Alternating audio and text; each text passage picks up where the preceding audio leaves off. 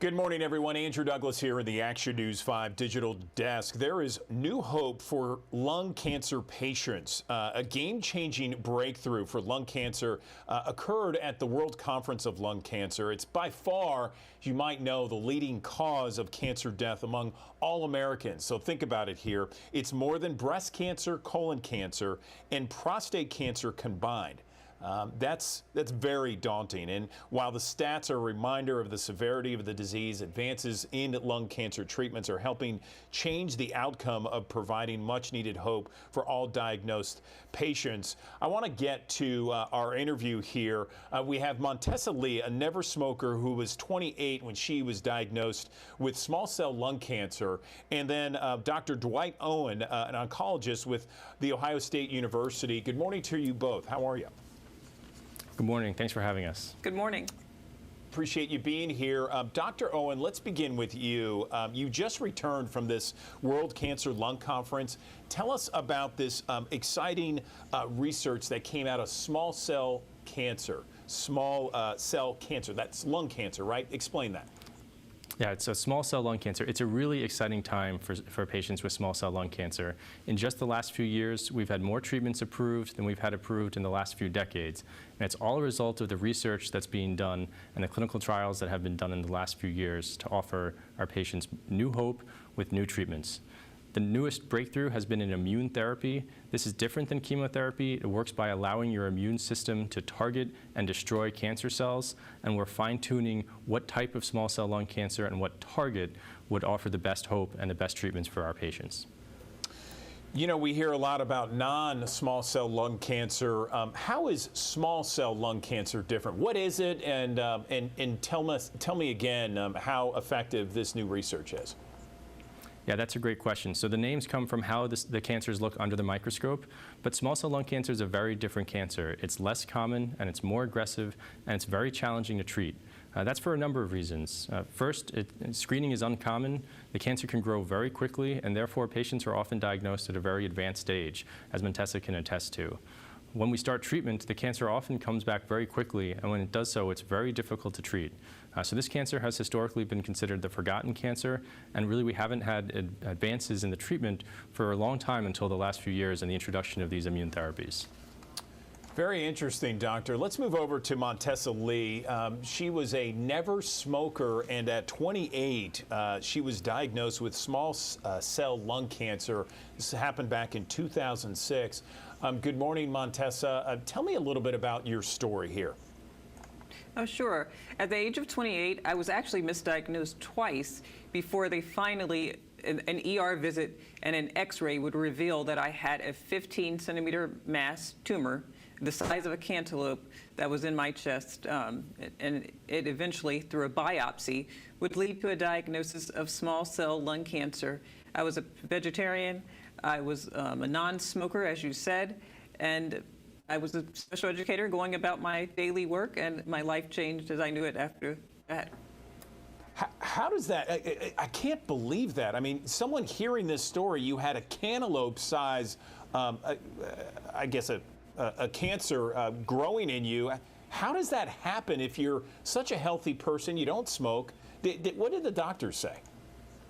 Yep, and they said I was 28. It wouldn't have been the first, second, third, fourth thing they ever thought about. And Dr.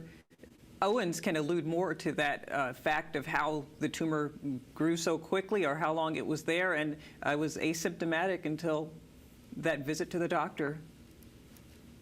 That is crazy.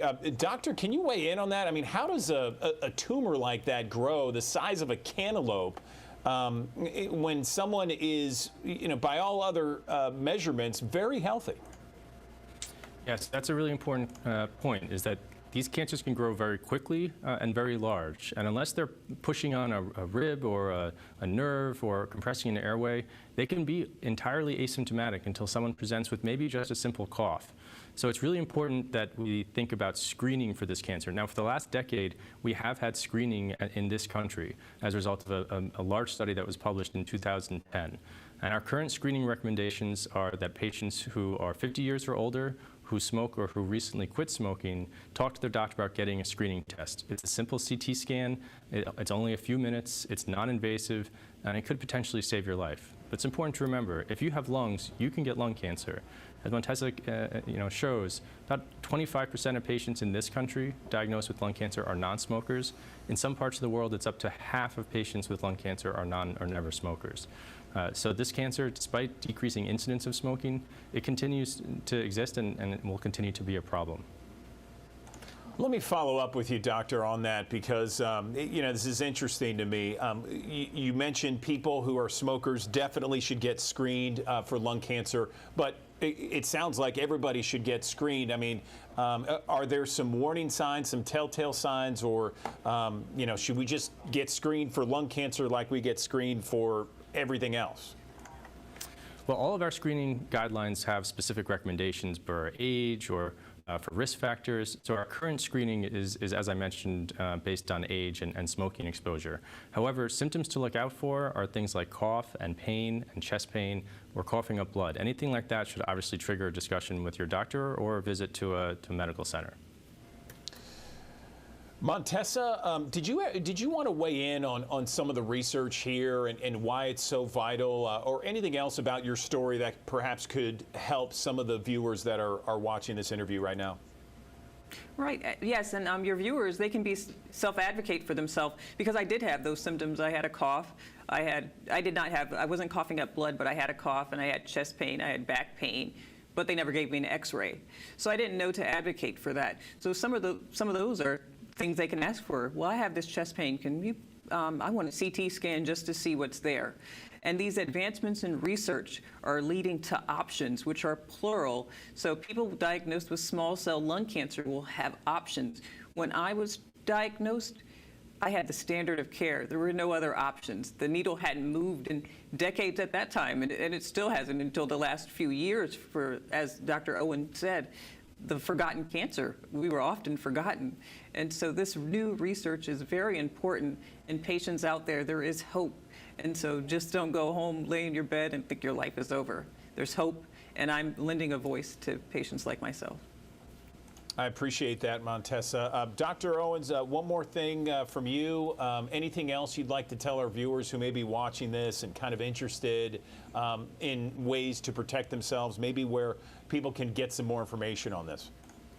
Yeah, I would really encourage your listeners to visit our website at lcfamerica.org or to text LCFA at 41444 to learn more. Okay, Dr. Dwight Owen and Montessa Lee, thank you so much for joining us this morning. A very interesting interview with you both. I appreciate it, and have a good one. Thanks very much for having us.